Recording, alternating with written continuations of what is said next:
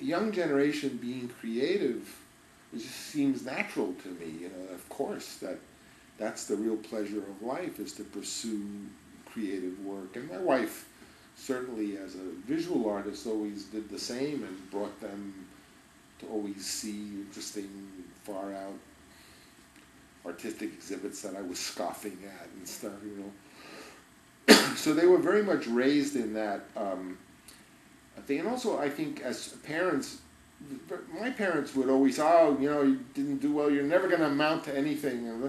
Well, when a parent tells that to a kid, it's like sort of God telling them that. And we used to tell Sophia, Sophia, you're a superwoman, you can do anything, and just give them the opposite message, which she is. She's fearless, that girl, and she's tiny, you know. So I feel that living close with the children and learning from them as much as involving them in absolutely everything has been the real strength of our family, and is the reason why there's so many of those kids. And it's not just Nicolas Cage, it's a bunch of them. It's Jason Schwartzman and Robert Schwartzman and Sophia. When I went back and I looked at Godfather 3 and I saw the climax, and it basically, losing the daughter ages Michael Corleone perhaps before his time, and he collapses and dies. And I thought that you were addressing something personal, and that I thought to myself, you know, the thing that I want to know is how do you deal with the impact of losing a kid? How does it change your worldview? How does it change your view towards work?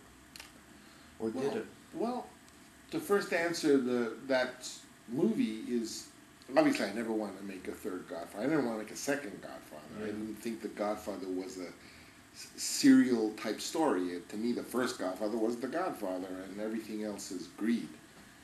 But the third Godfather happened so late because ultimately it was what put me over the top, getting out of my hole financially and getting a career started again. So Mario and I always wanted to, since it was going to be a story, we'd call it The Death of Michael Corleone.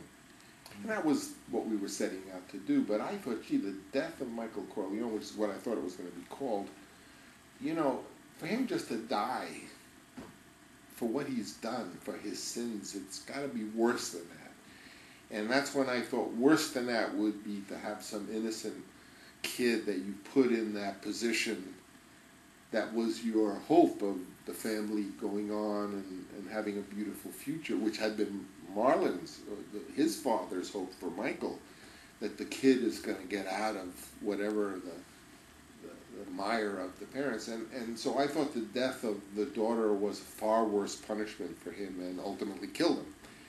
So in answer to your question, there are only a few people, thank God, who go through the experience of losing a child. And even in some instances in war, sometimes they lose even more, which is unthinkable. But you know, it's not an experience you get over. You don't get over it. Especially in my case, it was my first son. He was 22. I mean, imagine losing a child, a baby. It's heartbreaking because the baby you feel just instinctively. But to lose someone who has really become a vital part of your family, and in my case, my life, because as the first son, he was more than even just my son. He was my collaborator and my partner, you know. So you don't get over it. You can't get over it. You'll never get over it. And when you think of it at its worst, it's I think of it as it's the loss that keeps on losing, because there isn't a day that goes by that you say, well, gee, what would he be contributing? Here's everything so different. I mean, when he died, we were really in the lowest of the low financial condition. We were broke, you know, yet we were living in this beautiful mansion in Napa that was in trouble. And he didn't get to see the sort of rebirth of things. Although not that he was unflappable. He never took that we were broke so seriously. We still had a lot of fun and everything. But I think, gee, in this new thing where Roman got to be a director, Sophia what would he be okay, what would he be doing? I mean, he was such an interesting kid that he would be contributing every year. He would be doing something, and it's incalculable because we don't know what he did. And so it's, in short, as you can imagine, it's the worst of all possibilities, except losing more than one, which has happened to people. You almost think that if they take one from you, that somehow you're now paid your dues, they're not going to take another, but that's not true. You can lose another, as we all can. And whenever I read about someone losing a child, I always write to them because I know what's happened is, first of all, on the first level, it means 10 years of waking up every morning, and then suddenly that's the first thing you think of. It's like you wake up and, oh no, it is true. It is true. He is gone. It's almost like in that moment in the morning when you come out of sleep, you don't know, and then it hits you. Oh. And that happens, I think that goes on about 7 years. Every morning, the first thing is the horror of that. And then after 7 years, it's suddenly you wake up and you realize you didn't think of it the first thing. And then that's the beginning of what ultimately nature does for you, and it allows you to get past that on that level. But it's basically, so that's something to get over. Harlan, we're getting close to being out of time. So Okay, I need to go a little bit further into the picture because this oh yeah, leads right into the discussion of the picture. Okay, but I just wanted to let you know we've got about 15 minutes left. Thank you. Thank you for the heads up.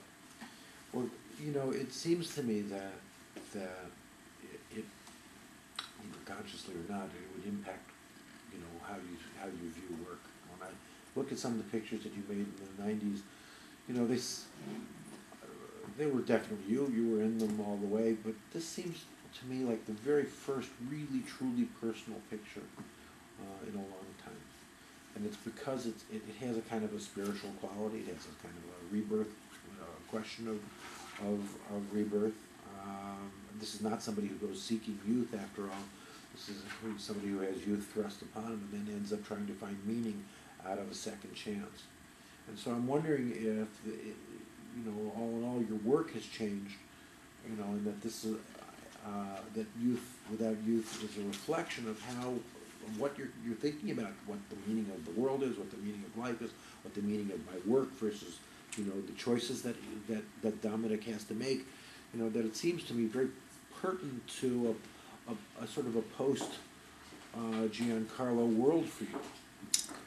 Well, he would have very much approved of, and he was into it. I mean, he liked this kind of filmmaking. When we lost the studio, in L.A., and everything was locked under so all our equipment, everything, he broke in that night and stole the lenses that we had made Rumblefish with, because the lenses were the jewels, and we still have them to this day because he went in.